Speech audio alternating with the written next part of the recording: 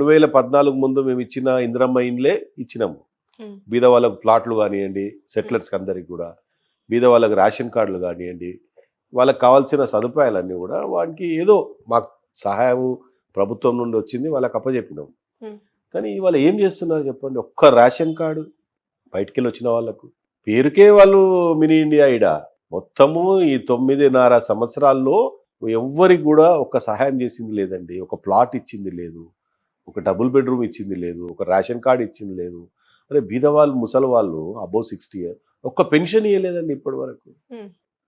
చెప్పుకోవడం అయితే మేము పెన్షన్లు ఇస్తున్నాము, రేషన్ కార్డులు ఇస్తున్నాము, కళ్యాణ లక్ష్మి అన్ని చెప్తా ఉన్నారు, ఒంటరి మహిళా పింఛను అన్ని పేరుకేనండి. ఏమి అందనప్పుడు మరి రెండోసారి ఎట్లా గెలిపించారు ప్రజలు? వీళ్ళందరికీ ఆ విషయాలు తెలీదా? అమ్మ రెండోసారి ఆయన అన్ని తప్పుడు వాగ్దానాలు చేసిండు. మాకు 5 సంవత్సరాలు సరిపోలేదు, ఒక ఛాన్స్ మళ్ళీ ఇవ్వండి, మళ్ళా మా ప్రభుత్వం వస్తే ఇగో డబుల్ బెడ్రూమ్ కట్టిస్తున్నా, డబుల్ బెడ్రూమ్ ఇస్తా, 3 ఎకరాల భూమి దళితునికి ఇస్తా, నిరుద్యోగ వృత్తి ఇస్తా, ఉద్యోగుల ఇంటింటికి ఉద్యోగం కల్పిస్తా, ఎన్నో వాగ్దానాలు చేసి రెండోసారి గెలిచి నమ్మిరు పబ్లిక్. అరే నిజమే, ఒక్కసారి గెలిచిండు, మళ్ళీ ఒకసారి సమయం సరిపోలేదు అంటున్నాడు, మళ్ళీ ఒకసారి సమయం ఇద్దామని చెప్పి సమయం ఇచ్చిరు. ప్రజలు నమ్మిరు, తెలంగాణ ప్రజలు.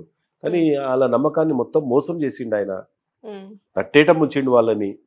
అరే ఎన్ని కార్యక్రమాలు చేస్తున్నాడు. ఇవాళ హైదరాబాద్లో చేస్తే ఎన్నో కార్యక్రమాలు చెప్పిండు. హైదరాబాద్లో ఇలా రోడ్స్ చూడండి, హైదరాబాద్లో మెయిన్ రోడ్ ఒకటి, ఇది నేషనల్ హైవే కానీ ఏదైనా రోడ్స్ కానీ మెయిన్ రోడ్స్ అన్ని కూడా అభివృద్ధి చేస్తున్నాయి. ఆ రోడ్లన్నీ కూడా కేంద్రం నిధుల నుంచి చేసినాయి కదా. మున్సిపాలిటీ నుంచి నువ్వు జిహెచ్ఎంసీ, హెచ్ఎండిఏ నుంచి వచ్చినటువంటి నిధులను ఏం చేస్తున్నారు మీరు? టోటల్ కరప్షన్ అమ్మా. ఇవాళ ఈ రాష్ట్రంలో, ఈ దేశంలో ఏ ముఖ్యమంత్రికి దగ్గర లేనటువంటి ఆస్తులు ఈ ముఖ్యమంత్రి దగ్గర ఉన్నాయి. రైట్. కానీ కేసీఆర్ గారి మాట తర్వాత మాట్లాడదాం. కేటీఆర్ గారు సూటిగా అడుగుతున్నారు, బీజేపీ అలాగే కాంగ్రెస్ ఇద్దరికి మేము చేసిన అభివృద్ధి కనిపించట్లేదా, ఎక్కడ వాళ్ళకి చూపు లేదా అని అడుగుతున్నారు డైరెక్ట్. కేటీఆర్ గారా?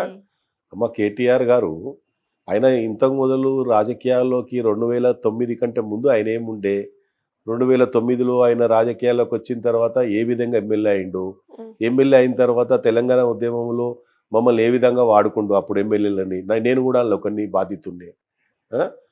ఎట్లా వాడుకున్నారు మిమ్మల్ని? అన్ని విధ ఏమి తెలంగాణ ఎడ్యుకేషన్లు మేము అందరం చేసినాం కదా ఆ రోజు. ఇవాళ తెలంగాణ కేసీఆర్ కుటుంబం వల్లనే రాలేదు కదా. కేసీఆర్ కుటుంబమే కాకుండా తెలంగాణలో ఉన్నటువంటి 4 కోట్ల జనాభాలో అన్ని పార్టీల, నేను అప్పుడు కాంగ్రెస్లో ఉంటే నేను కూడా హెల్ప్ చేసిన ఉద్యమాల్లో, అక్కడ ధూమ్ ధామ్ కార్యక్రమాలు కానీ, ఇదే హరీష్ రావు గారు ఎన్నోసార్లు కలిసి మేము ఒక స్టేజ్ మీద పాలు పంచుకున్నాము, ఎన్నో కార్యక్రమాలు చేసినాము, ఎన్నో ధర్నాలు చేసినాం, వంట వార్పులు అని, రస్తారోకో అని, అక్కడ జైరాబాద్లో పోయి వాల్ కట్టించినాము, ఈ తెలంగాణ స్టేట్లకు ఎంటర్ కావద్దని చెప్పి ఆడ గోడ పెట్టినాం ఒకటి. అట్లా ఎన్నో కార్యక్రమాలు చేసినాం మేము. నందీశ్వర్ గౌడ్ గారు, ఒక్క విషయం చెప్పండి, అప్పుడు వాళ్ళల్లో ఏ నమ్మకంతో ఏం చూసి మీరు వెళ్ళి సపోర్ట్ చేశారు, ఆ తర్వాత వాళ్ళలో డిఫరెన్స్ ఏమొచ్చింది? అమ్మ తెలంగాణ మీద అభిమానంతో తెలంగాణ రాష్ట్రం ఏర్పడితే ఏమన్నాడు ఆయన?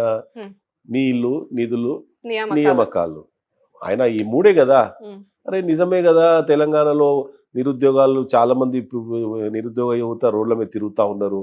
తెలంగాణ వస్తే వస్తాయి కదా వీళ్ళందరికీ. నీళ్ల కోసం కాళేశ్వరం ప్రాజెక్ట్ తీసుకొచ్చారు, నియామకాలు జరగలేదా అని అడుగుతున్నారు. అమ్మా 2 లక్షల వినియోగం చేశామని చెప్తున్నారు. 2 లక్షల ఉద్యోగాలు ఖాళీ ఉన్నాయమ్మా ఇవాళ ఈ రాష్ట్రంలో. వేయచ్చు కదా వాళ్ళకు, ఎందుకు వేస్తలేవు? వాళ్ళ ఇవాళ సుమారు 40 లక్షల మంది నిరుద్యోగ యువత అన్నమో రామచంద్రాన్ని రోడ్ల మీద మంచిగా చదువుకున్న ఇంజనీర్స్, సాఫ్ట్వేర్ అమెరికాలో పోయి హోటల్లో పనిచేస్తున్నారు. మనం మా బండి సంజయ్ గారు అమెరికా పోతే ఆడ హోటల్లో పనిచేసేటోళ్ళు, మీరు ఏంది తమ్మి అంటే తెలంగాణకి వెళ్ళి వచ్చినామన్నా, మాకు ఏం చేయాలి, ఉద్యోగాలు లేక ఇక్కడ వచ్చి హోటల్లో పనిచేస్తున్నాము. ఈడ పేరెంట్స్కి ఏమని చెప్తున్నారు, మేము మంచి కంపెనీలో పనిచేస్తున్నాం, ఆడ సాఫ్ట్వేర్ కంపెనీలో అని. ఆడ పోయి చూడరు కదా పేరెంట్స్ ఏం చేస్తున్నారు అనేది. దానికి ఒక క్లారిటీ ఇచ్చారు బీఆర్ఎస్ పార్టీ నుండి. ఇక్కడ నుండి వెళ్ళినా, ఎంత ధనికుల కుటుంబం నుండి వెళ్ళినా, చదువుకునేటప్పుడు జాబ్ రాకముందు చిన్న పనులు చేసుకోవడం కామనే అని.